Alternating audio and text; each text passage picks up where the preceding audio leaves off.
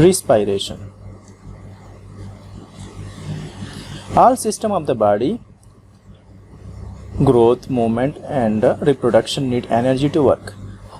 हमारे जिस्म में जितने भी निज़ाम हैं उनको, जैसे कि हमारे पास हमारी नशोनुमा है, हरकत है, हमारी रिप्रोडक्शन है, इन सब को एनर्जी की ज़रूरत होती है। Because energy is the most important requirement of life. अब ज़िंदगी की सबसे बड़ी जो ज़रूरत है वो क्या है? एनर्जी है। एनर्जी के बगैर कोई काम नहीं हो सकता। This energy is given to the cell और body by the process of respiration. अब हमारी जो बॉडी है या हमारी जो सेल है ये एनर्जी रिस्पायरेशन अमल के ज़रिए हासिल करती है। एनर्जी के लिए रिस्पायरेशन का अमल हमारे बॉडी में क्या है? मौजूद है। While respiration is the process by which food is broken down into CO2, water and energy in the presence of oxygen and enzyme.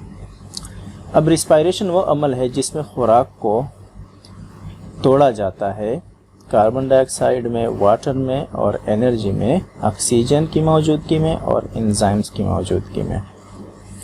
तो कार्बन डाइऑक्साइड के साथ ग्लूकोज के साथ जब ऑक्सीजन मिलता है तो हमारे पास रिस्पायरेशन हो जाती है ग्लूकोज की, जिसकी वजह से वाटर बनती है, कार्बन डाइऑक्साइड बनती है और एनर्जी हमारे पास एटीपी की शक्ल में बनती है। So in animal this energy is obtained only from the food they eat. अब एनिमल जो है वो अपनी एनर्जी जो है वो जो खुराक खाते हैं उसी से हासिल कर सकते हैं। अगर आप यहाँ पर प्लांट्स की बात करते हैं तो प्लांट्स तो सन से सोलर रेडिएशन के थ्रू, फोटोसिंथेसिस के थ्रू अपने खुराक बना सकते हैं। So the oxygen inter into animal body from the air and water. अब ये ऑक्सीजन जो ब्रोक डाउन, ग्लूकोज के ब्रोक डाउन के लिए ज़रूरी होता है, ये हमारे जिस्म में यानी एनिमल के बॉडी में या तो हवा से इंटर होता है या फिर पानी से इंटर होता है। In unicellular and simple multicellular animal, the respiration takes place through general surface by means of diffusion. जितने भी हमारे पास या खुलवी या सादा मल्टीसेलुलर एनिमल्स हैं उनमें रिस्पायरेशन जो है वो उनके बॉडी सरफेस के थ्रू होता है डिफ्यूजन के ज़रिए। डिफ्यूजन के ज़रिए उनके जो सरफेस है, सरफेस में से होकर जो गैसेस है वो इनके बॉडी के अंदर इंटर होते हैं। इनके बॉडी सरफेस, ये जो है इनका बॉडी सरफेस है, अगर आप देखें इन सब की तो इनके बॉडी सरफेस के ज़रिए ही डायरेक्टली गैसेस जो है अंदर भी जा सकते हैं और बाहर भी निकल सकते हैं। While in the higher and complex multicellular animals there is present special respiratory surfaces. जब हम कम्प्लेक्स और हायर एनिमल्स की बात करते हैं तो हमारे पास उसके अंदर स्पेशल रिस्पायरेटरी सर्फेसेस मौजूद होते हैं, such as gills in aquatic animals. जितने आपके पास पानी वाले जानवर हैं, समुद्री जानवर हैं जो पानी में रहते हैं, उनमें मौजूद होते हैं गिल्स। अगर आप यहाँ पे देखें तो ये एक हमारे पास शार्क है और ये इसके क्या है, ये इनके गिल्स हैं। जबकि हमारे पास लंग्स इन लैंड एनिमल्स, और जो हमारे पास ज़मीन पर पाए जाने वाले जितने भी जानवर हैं उनके अंदर लंग्स पाए जाते हैं। Properties of respiratory surfaces. अब जैसे कि आपने पढ़ा कि जो गिल्स है और लंग्स है ये क्या है, ये रिस्पायरेटरी सर्फेसेस हैं। तो इसमें कौन कौन सी खूबियाँ होनी चाहिए कि इसके ज़रिए अच्छी तरह से डिफ्यूजन हो सके, गैसेस एक्सचेंज हो सके। The surface through which gases exchange take place is called respiratory surfaces या रिस्पायरेटरी सर्फेस। तो वो सर्फेस जिसके ज़रिए गैसों का तबादला होता है तो उस सरफेस को हम कहते हैं रिस्पायरेटरी सरफेस। अगर हम एग्ज़ाम्पल ले लेते हैं हमारे लंग्स का, तो लंग्स के अंदर आगे जाकर हम पढ़ेंगे एल्वियोलाई है, ये एल्वियोलस है।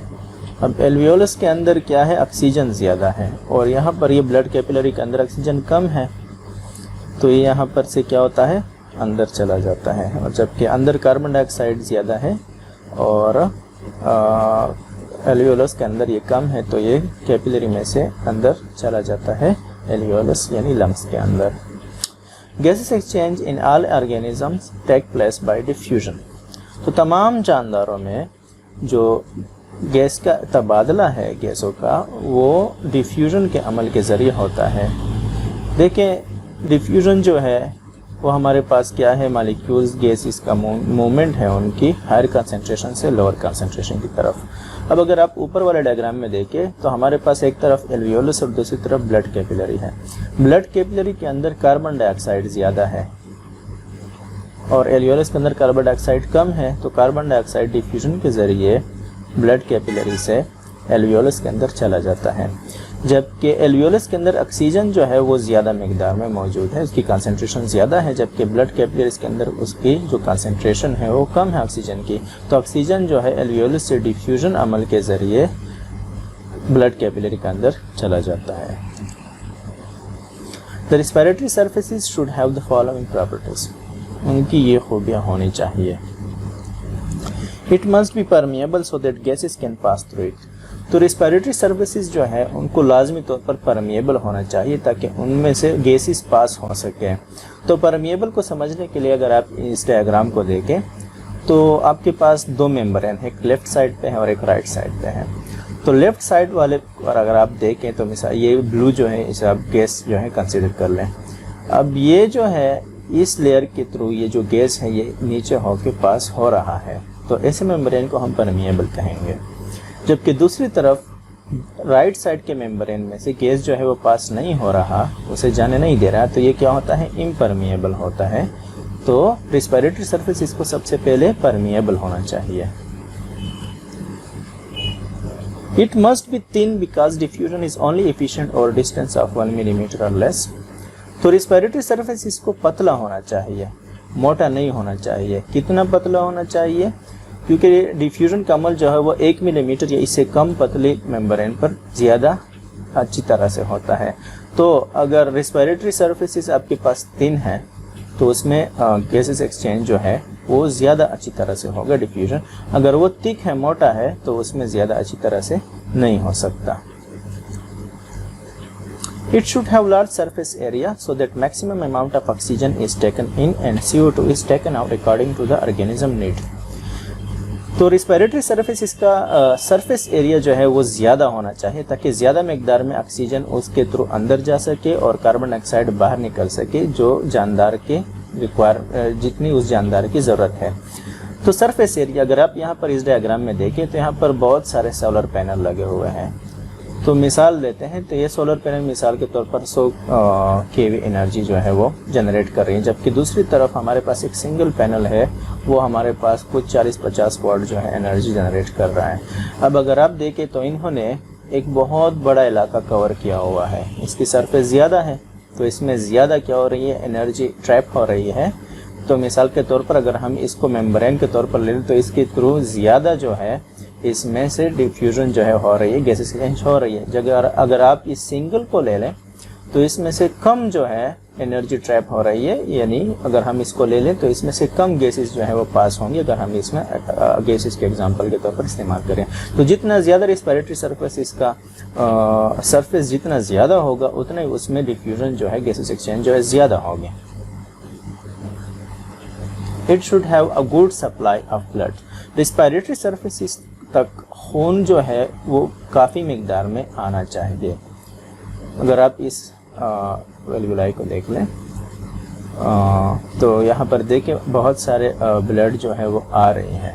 तो गैसेस एक्सचेंज के लिए रिस्पिरेटरी सरफेसिस तक ज़्यादा मिकदार में खून की सप्लाई जो है वो आनी चाहिए। There should be a good ventilation mechanism.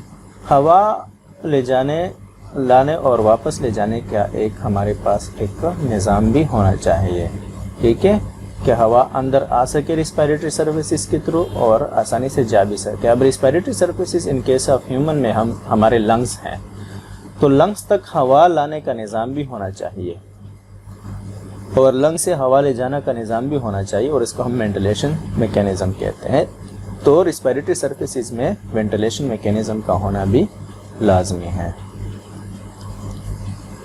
I hope कि आपको ये टॉपिक समझ आ गया होगा। Thank you.